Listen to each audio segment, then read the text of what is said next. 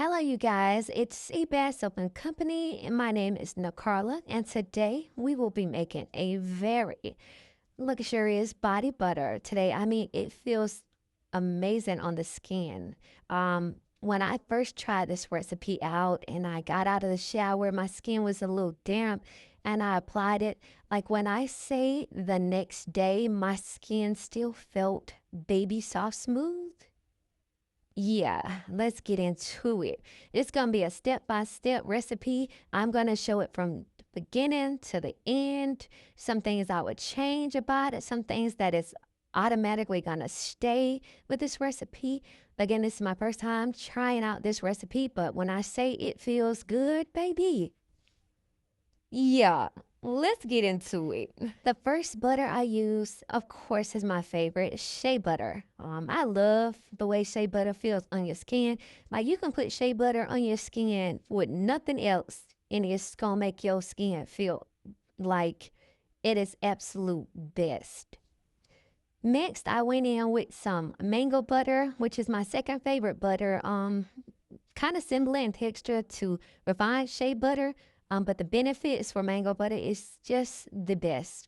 Again, I will go into detail in another video if you guys would like me to go over all the benefits and properties with each of the butters I used in it, because I pretty much use these butters and oils in like other products like my soaps and things like that.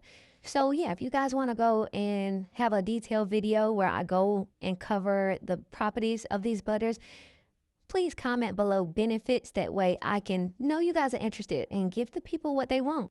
The last butter I used is Kokum Butter. Now that's Kokum, not cocoa butter. Very similar, but very much different. I love this butter just because of the hardness on it. If you want to use like cocoa butter in your products just for the hardness, if you want to try something new and get that same hardness, definitely research Kokum Butter. That's spelled Kokum butter. It is amazing. And some of the properties are just like mind blowing. Now, for my liquid oils, I added hemp seed oil, jojoba oil. I use evening primrose oil, vitamin E oil, and the fragrance oil. I added some Optiphen. That is a preservative. And even though this has no water content in it whatsoever, if you are sticking damp hands inside of the jar, you are incorporating some type of water moisture into that. And so to protect my customers and the product, I added a preservative in it. Regardless if I added water myself, this is a bath product. So yes, I want to protect my customer's product. We work hard for our coins and we don't want nasty molds and bacteria growing into it because we incorporated water, by sitting in our bathroom, steamy hot shower, those things.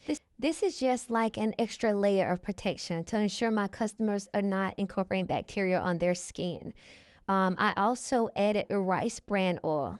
Ooh, one of my favorite oils. Outside of jojoba oil, one of my favorite oils. It's really good for sensitive skin or troubled skin.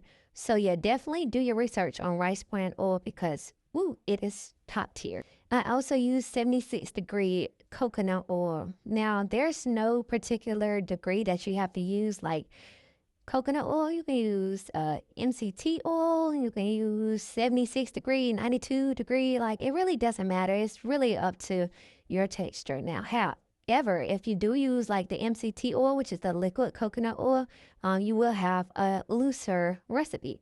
If you use 76, is really, in my opinion, not going to change much. But if you use a 92-degree, it might be a little bit more firmer than the other two options. So it's really just your preference. If you want a looser recipe, go with the MCT oil. If you want a thicker recipe, go with the 92 or the 76. It's really your choice.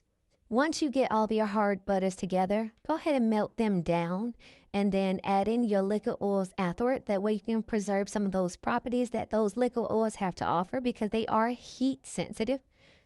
Now that you have all those butters and oils combined into one bowl, you want to definitely go pop it into the refrigerator or in the freezer. I definitely chose the freezer option because it's very quick and it only took about 30 minutes broken down into increments. Now, what I mean by increments is every 5 to 10 minutes, I took it out, stirred it down, mixed it with my blender so that the oils and butter stay evenly combined. This creates a creamy, smooth, velvety consistency.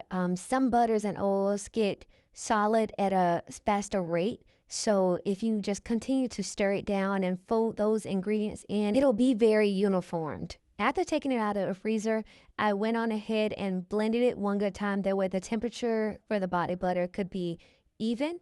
And then I added in my arrowroot powder. I also added the concoction I had in that little measuring cup, and that consisted of my fragrance oil, the Optiphen, the evening Primrose oil, also the vitamin E oil. And then I whipped it for about maybe 10 minutes off and on to the consistency that I wanted. You can definitely opt for more foam or whipped consistency, or more on the dense side. So it's really your preference on how you want your body butter to be. Now on to the more serious part. Now, whether you are selling these products or making them for yourself, I strongly advise you to sanitize everything you use. And when I say sanitize, with your stations, you want to wipe it down with a, soapy rag, rinse that rag, and then wipe it down again. Go ahead and spray you some alcohol. I prefer 99% alcohol, but you can use 70%. It's 91%. Something to give it that extra layer of protection, especially if you are selling these products. Now, like with your jars and stuff, you definitely want to wash them and sanitize them, or you can just spray them with alcohol and then wipe them down, let them air dry. Won't take that long because alcohol will dry them very quickly. It will also help get some of that oil residue off of the jar so that you can put your labels on there and not worry about them coming off. And it gives it a cleaner look as well versus having your fingerprints or glove prints on those jars when you're selling them. So yes, that goes right along with me adding Optiphen as a preservative, even though I didn't use any water in this recipe. You still want to sanitize everything you use.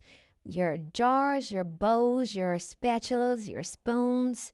Even this tablecloth that I have over this table was spritzed down with alcohol because I'm constantly touching it. I have my jars going on top of this tablecloth. So if I sanitize it and I have a dirty tablecloth, I'm just incorporating germs back onto those jars. So this is me being safe versus sorry. Now, this is what it looks like in the jar. Please don't judge me. It has been a while since I piped anything. Like, I used to make cakes so much, I overwhelmed myself. So it's been years since I piped anything. So yeah, bear with me. I'm still a work in progress, but this is how it looks. Please like, comment, share, subscribe, help your girl out. I hope you guys have the most amazing day. Be great on purpose, with purpose. Don't forget to treat yourself, love yourself. You are enough, and you very much appreciate it. I love you guys. See you in the next video.